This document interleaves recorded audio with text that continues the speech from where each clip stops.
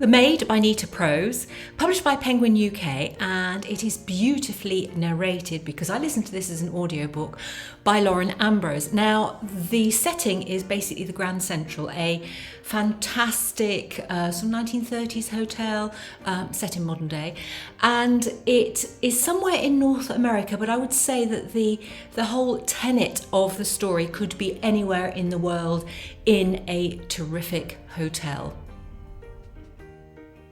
Molly the maid is the central character, and what a delight she is.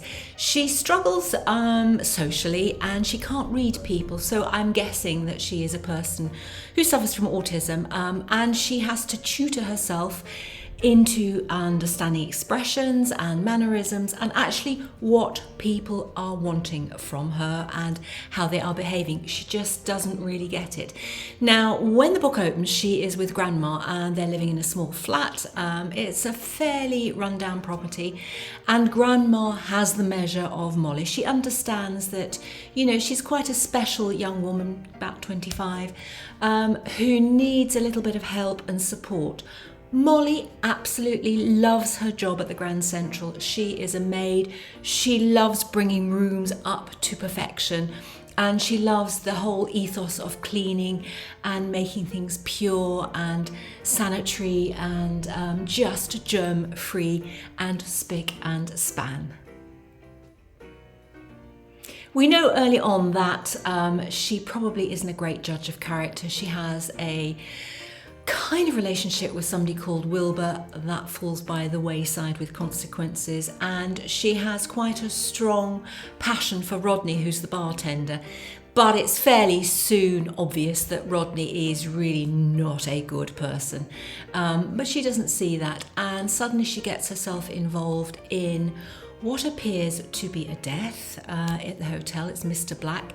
He's been a regular visitor at the hotel with his second wife, Giselle. And Giselle has kind of made friends with Molly. Molly understands it, that she is a friend.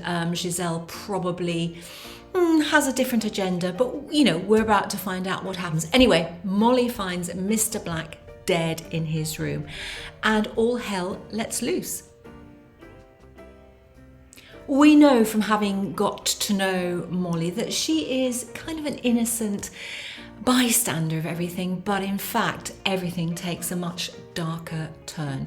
I found this a really wonderfully written novel. I really enjoyed it. I listened to it, I went on my walks.